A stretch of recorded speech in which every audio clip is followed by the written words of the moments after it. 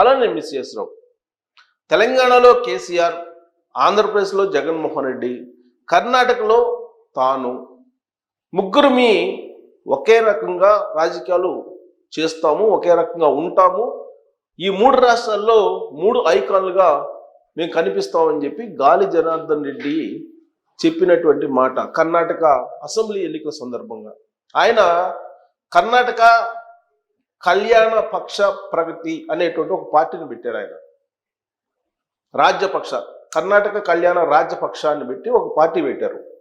ఆ సందర్భంగా ఆయన ఆంధ్రప్రదేశ్లో జగన్మోహన్ రెడ్డి గారు, కర్ణాటకలో తాను, తెలంగాణలో కేసీఆర్. ఇది ఆయన చెప్పినటువంటి పొలిటికల్ సూత్రం. ఆ తర్వాత సీన్ కట్ చేస్తే కర్ణాటకలో కాంగ్రెస్ పార్టీ వచ్చింది, తెలంగాణలో కాంగ్రెస్ పార్టీ వచ్చింది, ఆంధ్రప్రదేశ్లో కూటమి ప్రభుత్వం వచ్చింది. ఇప్పుడు ఆయన బీజేపీలో ఉన్నారు. ఓబులాపురానికి సంబంధించినటువంటి గనుల అక్రమాలు, అవకతవకల మీద 15 ఏళ్ల పాటు సుదీర్ఘంగా విచారణ చేసిన తర్వాత నాంపల్లి సిబిఐ కోర్టు ఆయనతో పాటు మరొక 4గురికి 4 సంవత్సరాల పాటు జైలు శిక్ష విధించింది. 4 సంవత్సరాల జైలు శిక్ష, అలాగే గనుల శాఖకు సంబంధించినటువంటి అప్పట్లో ఉన్నటువంటి ఎండీగా ఉన్నటువంటి రాజగోపాల్కి 7 ఏళ్ళు అదనంగా మరొక 4 సంవత్సరాల జైలు శిక్ష విధించింది. ఇప్పటికే దాదాపు 3.5 సంవత్సరం జైలు శిక్షను అనుభవించున్నాడు గాలి జనార్దన్ రెడ్డి. ఇక మిగతా 7 ఏళ్ళు జైలు శిక్ష కాబట్టి 3.5 పోతే ఇంకా 4 సంవత్సరాల జైలు శిక్ష ఉంటుంది. సో మరి ఇప్పుడు ఆయన్ని అరెస్ట్ చేస్తారా లేదా? ఇప్పుడు ఆ నాంపల్లి సిబిఐ కోర్టు ఇచ్చినటువంటి తీర్పు ప్రకారం ఆయన దోషి. ఆయన్ని ఖచ్చితంగా ఇప్పుడు అరెస్ట్ చేసి జైల్లో పంపించేటువంటి అవకాశం ఉంది. గతంలో ఈ ఓబులాపురం మైనింగ్కి సంబంధించినటువంటి కేసు దేశవ్యాప్తంగా పెద్ద చర్చ జరిగింది.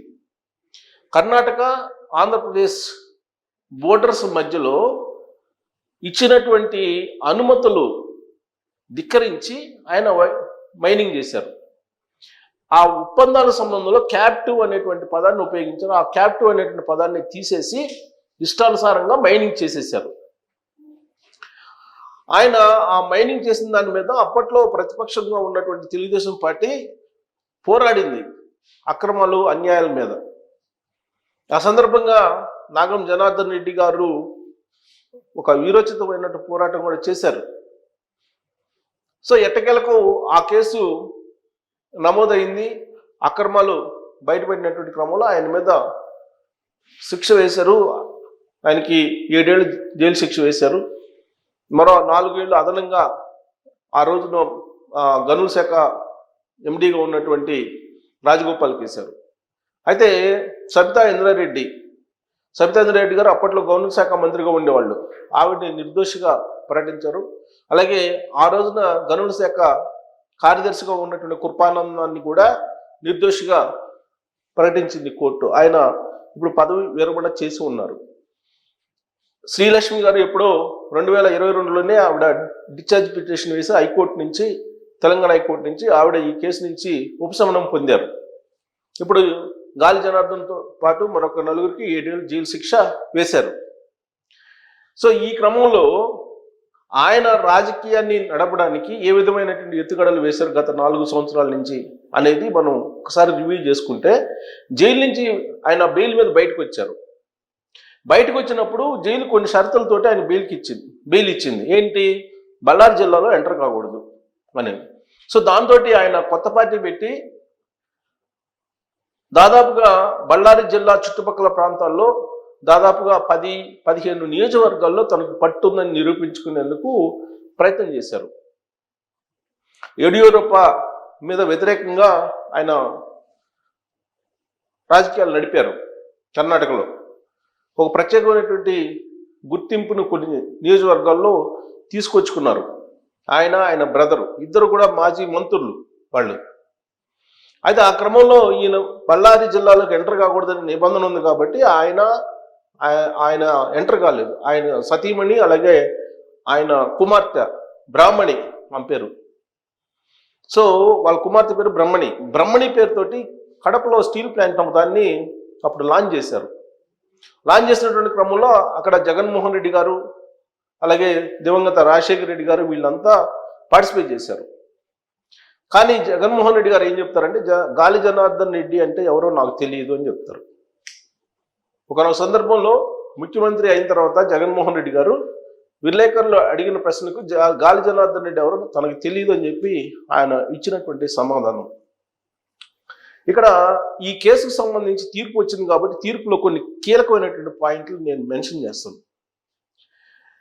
2019 నుంచి 2024 మధ్యకాలంలో ఆంధ్రప్రదేశ్లో ఎవరైతే అక్రమాలు అన్యాయాలకు పాల్పడ్డారో అధికారులు, వాళ్ళకి ఈ తీర్పు ఒక చంపపెట్టు.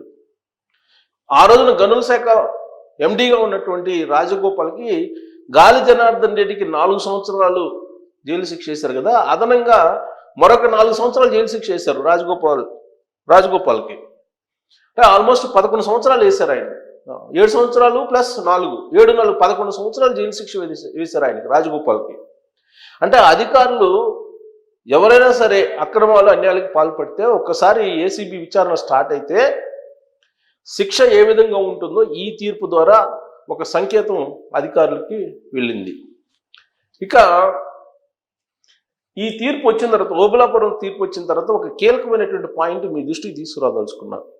ఏంటంటే దీనికి సంబంధించి 2007 నుంచి జరుగుతూ ఉంది. 2009లో సుమారుగా ఆ కేసు ఫైల్ అయింది. 2009 నుంచి 2014 మధ్యలో 3 సార్లు ఛార్జ్ షీట్ వేసింది సిబిఐ. కొన్ని వందల మందిని ఈ కేసులో విచారించింది సిబిఐ.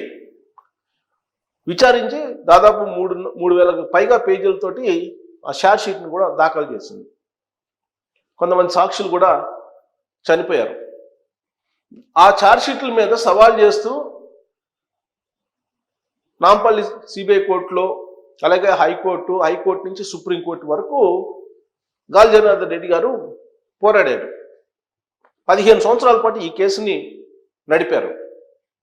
అయితే ఇటీవల కాలంలో సుప్రీంకోర్టులో 2022 ఆ ప్రాంతంలో ఏం జరిగింది?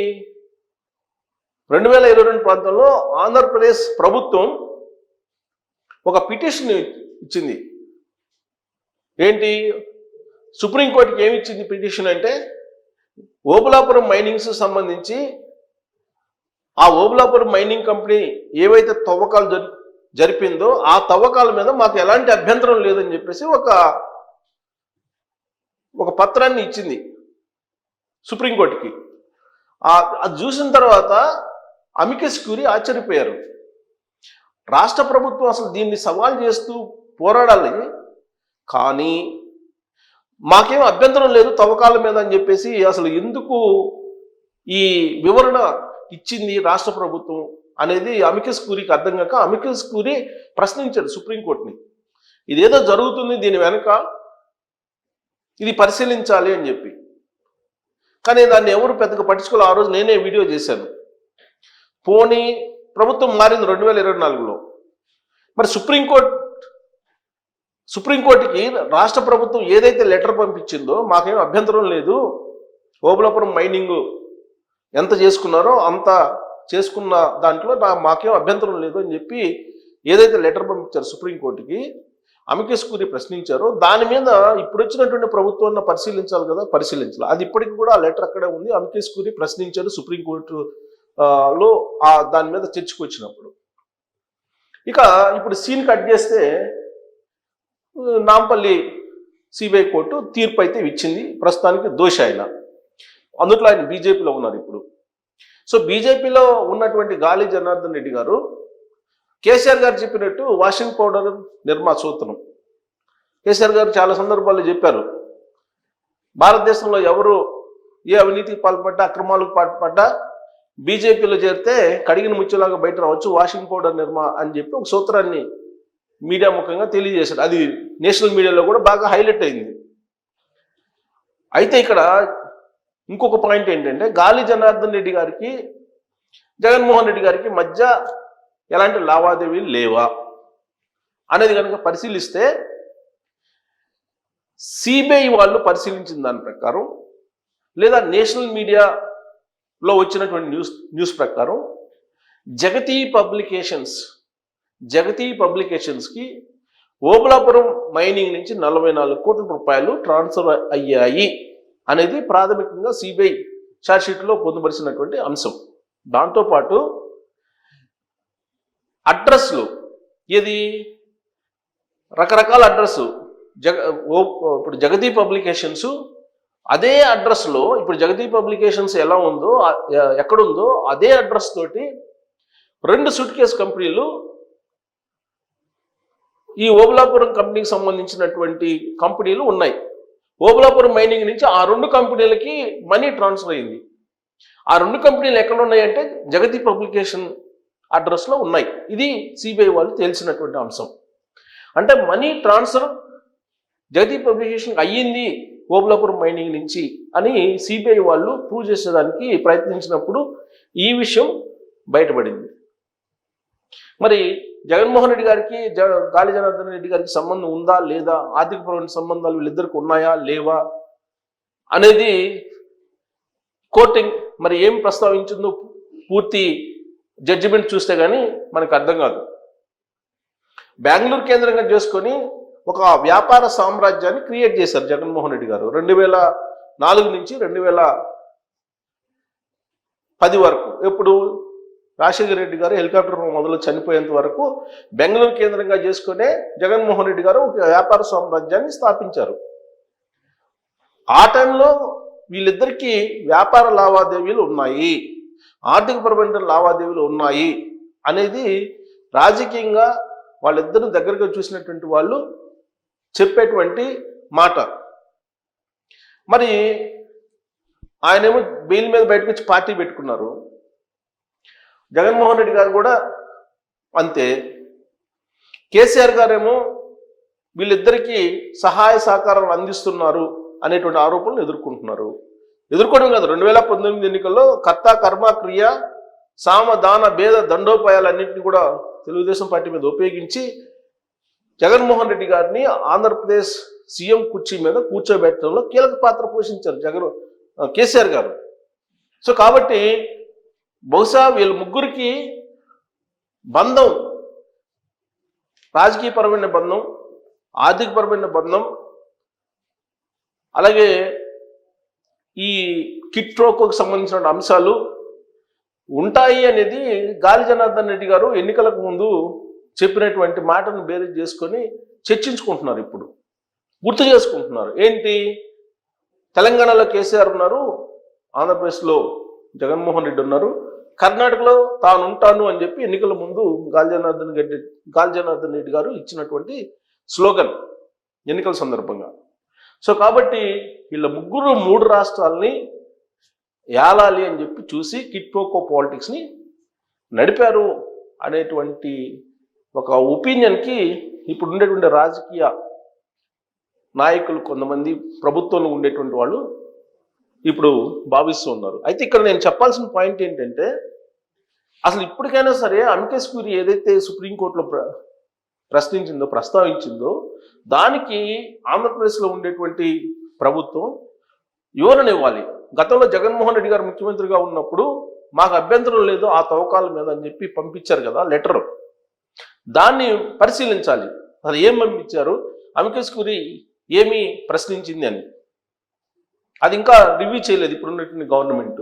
1. 2, ఇప్పుడు గాలి జనార్దన్ రెడ్డి దోషి. మరి దోషి అని ఉన్నప్పుడు ఈ మొత్తం ఛార్జ్షీట్ని పరిశీలిస్తే ఓబులాపురం నుంచి ఎవరెవరికి ఏ కంపెనీకి వెళ్ళింది అని చెప్పి పరిశీలించినప్పుడు మరి దాని మూలాలు జగతి పబ్లికేషన్స్ దగ్గరికి ఉన్నాయని చెప్పి భావిస్తున్నటువంటి సమయంలో మరి జగతి పబ్లికేషన్స్కి సంబంధించినటువంటి వాళ్ళు ఎవరు ఏంటి అనేది అక్కడ కూడా టచ్ అవుతుంది కదా. అసలు మొత్తం 3000 చిల్లర పేజీలు ఉన్నాయి ఛార్జ్షీట్లో.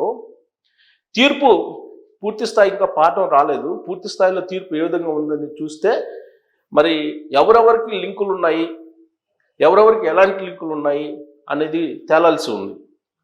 సో పొలిటికల్గా మాత్రం మేము ముగ్గురమే అనేటువంటి విషయాన్ని గాలి జనార్దన్ రెడ్డి చెప్పారు కాబట్టి నేను కేసీఆర్ గారు ఫోటో పెట్టాను. ఆర్థికపరమైనటువంటి లావాదేవీలు కేసీఆర్కి వీళ్ళతో ఉన్నాయి అని చెప్పి నేను చెప్పదలుచుకునే క్రమంలో ఈ ఫోటో పెట్టలేదు. దయచేసి అది గుర్తించండి. కేవలం పొలిటికల్గా మాత్రమే కిట్ ప్రోకో ఉంది అని చెప్పి గాలి జనార్దన్ రెడ్డి చెప్పిన మాటను నేను ఉటంకిస్తున్నాను. సో కాబట్టి ఇక్కడ తెలంగాణ హైకోర్టులో ఈయన బిల్లు వచ్చింది గాలి జనార్దన్ రెడ్డికి. అది ఆలోచించుకోండి ఎందుకు వచ్చింది, ఎలా వచ్చింది అనేది. సో ఇవన్నీ కూడా ఏ స్థాయిలో కిట్ప్రోకో జరిగింది, ఈ 3 రాష్ట్రాలని ఏం చేయదలుచుకున్నారు వీళ్ళు ముగ్గురు అనే దాని మీద మీరు మీ అభిప్రాయాన్ని తెలియజేయచ్చు. Thank you.